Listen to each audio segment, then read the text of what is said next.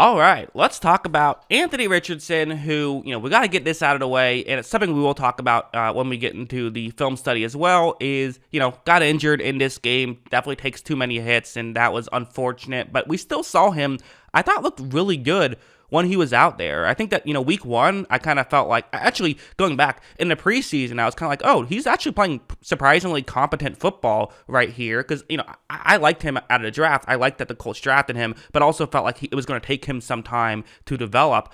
So far, that has not been the case. Looks, surprisingly competent in the preseason, actively, good week one, and I would say that continued here in week two when we got to see him on the field. So, yeah, let's just get into it. Let's start off with this play where I love a quarterback draw. It might be my favorite play in sports. I don't know why. I just think it's just so smart, right? I mean, at the end of the day, get your halfback, away from the ball, right? The halfback's going to be in motion right here. So the Texans are playing man coverage, so they're going to be taking away the halfback. But in this situation, I mean, just let's use simple math here, right? The reality is that if you have a quarterback giving the ball to a halfback, well, now you have 9 blockers who can block 11 players. There's 2 unblocked players. If you don't do that and you don't have the halfback, don't have the quarterback just handing the ball off and stepping aside, well, now you have 10 blockers. And because of 10 blockers, this now means that there's only one unblocked player, and that's the safety who's incredibly far deep. So it basically lets you run the ball as though it's a cover 2 scenario when it's cover 1. And watch as Richardson's going to take the snap. It's really well blocked by the Colts. And again, I think it also makes it easier to block if you're an offensive line, because you can kind of just, let the guys almost go where they want to go. Let the defenders go where they want to go because, they think it's a passing play, which allows Richardson to be at this point where he can gain some yards. Now,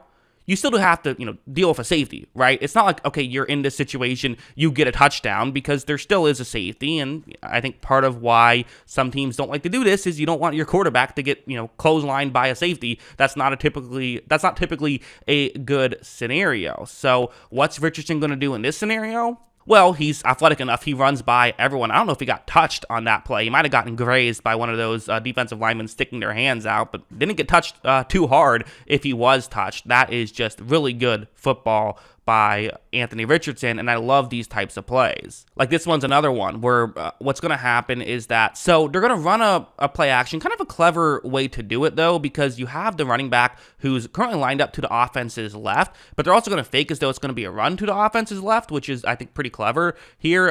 Just going to fake as though they're flipping it to him, and that's designed to get the defensive lineman to go in that direction. They also have a player who's in motion, and another Houston player is going to follow him towards the bottom of the screen. But then Richardson's going to roll out towards the top of the screen. You also have a tight end and a wide receiver who are going to block those other 2 Houston players. So again, having a rushing quarterback just creates these scenarios. It reminds me a lot of Lamar Jackson's rookie year, where we saw this a lot with him as well, right? Of just creating these scenarios that basically mean it, that all you have to do is everyone has to just win their one-on-one block, and you can get touchdowns on these plays. As you see, Richardson is going to, fake a handoff, roll out towards the top of the screen, and at this point, again, who is the unblocked player who can try and make a play? It's good old number 29 here for Houston. That's MJ Stewart, and he's saying, okay, listen, I let you get a touchdown earlier. I can't let that happen again. I have to go over and try to make a play, and this is where we're going to see the negative aspect of Anthony Richardson's play.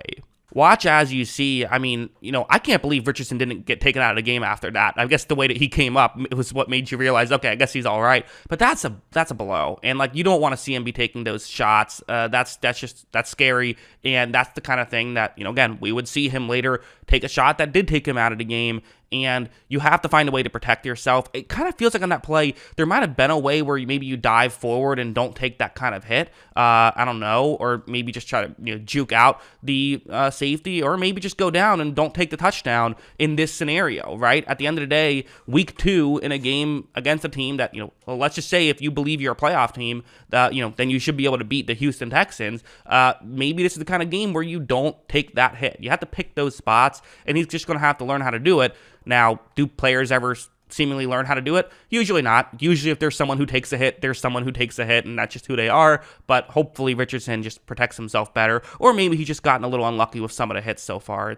Who can say? But also, let's talk about the passing a little bit. Contrary to popular belief, Anthony Richardson is a quarterback and has looked good, I thought, in just playing quarterback. I think that's probably been the biggest thing I've been surprised about. We knew he'd be an effective rusher. We knew that was a part of it, but I think he's been an effective passer of the football. Like something like this, it's a pretty simple play. It's zone coverage. You have a receiver who's going to get into a gap in coverage, but again, keep in mind the situation. Some people might say, oh yeah, but zone coverage, a lot of times when that happens, guys kind of get out of position because they're so ready to play to run, that kind of thing can happen. This is a 3rd and 8, so that's not the case here. This is a straight up passing situation. Richardson's going to take the snap. He's going to look down the field, and there is a window for him to make his throw. I'm not saying this is, the incredible, difficult throw of trying to fit it through a tight window. That's not what's happening. But still, I would say this is a really good throw to get it there accurately, get it there quickly. It wasn't caught, but that wasn't his fault. I thought he did a good job of getting it there in a hurry and, getting it through that window and throwing a catchable ball that should have gotten them a first down on that play. These are the kind of things you're looking for out of Richardson and the kind of things that I think so far you are getting from Anthony Richardson. And also something like this, I've seen 2 players do this in my lifetime. It's possible it's happened more. I've seen it happen twice. The first was Patrick Mahomes it was his rookie year against Denver it was a primetime game against, the Denver Broncos, which I believe he's done it since then as well. Richardson is now the second I've seen do this, where watch what he's going to do. Richardson's going to take the snap, runs the play action, looks down the field, doesn't love what he sees, so he's going to start to scramble. That's obviously not the, interesting part. That's just, okay, doing a good job. I think, look down the field, see if you want to throw. If not, use the legs. Like, that's a part of his game. And I don't think it should be used as an insult. People love to say, oh, that guy's just a running back. I think Lamar Jackson has shown you can be an incredibly effective player if your primary trait is your rushing ability. Now, Lamar is an incredibly underrated thrower, and I think an incredibly underrated high IQ player. He's really smart, and I think that he doesn't get enough credit for those things, which kind of is part of why he's been able to be so successful at the NFL level, where some of these other rushers haven't been. But at the same time, there's still no denying his best trait is his rushing ability. Richardson's best trait is his rushing ability. So get outside the pocket. No big deal there. Really long segue that really isn't relevant to this play. Watch what Richardson is going to do. He's going to instead, while he's getting tackled, throw left-handed out of bounds. You could have maybe argued that was grounding. I think there was a receiver somewhat in the area. I think an argument could be made either way, but I don't know. We kind of joke about, I feel like on the podcast a lot, of if a play is cool enough, it should just count. If you're throwing left-handed, I think you should get a little bit more leeway in terms of what counts as grounding and what doesn't. And either way, again, kind of a clever play and just shows what he is as a player, right? He is someone who makes things happen. For better or worse, he's going to take these chances. And in this scenario, it was for better. And so far, I feel like the good has outweighed the bad. Again, you want to see him healthy. That's the concern, especially those, the concussion is it's tough. That's something you don't like to see. It just is. And so hopefully he's okay. Again, to some degree, he is going to be a quarterback who takes more hits than, Tom Brady would, right? That's just part of his game. I get it, but that part definitely sucks. But as a whole, he's been really exciting to watch. I'm having a lot of fun talking about him, and he's one of those guys who are watching the tape after the fact, and this isn't all 22, it's just broadcast footage, but watching him after the fact is basically just as fun as watching the game live. Like, he's that interesting because of how unique of a player he is, and so far, it's going well. That's what I think. What do you think? Let me know in the comments below. Always love hearing from you, and of course, as always, thanks for watching.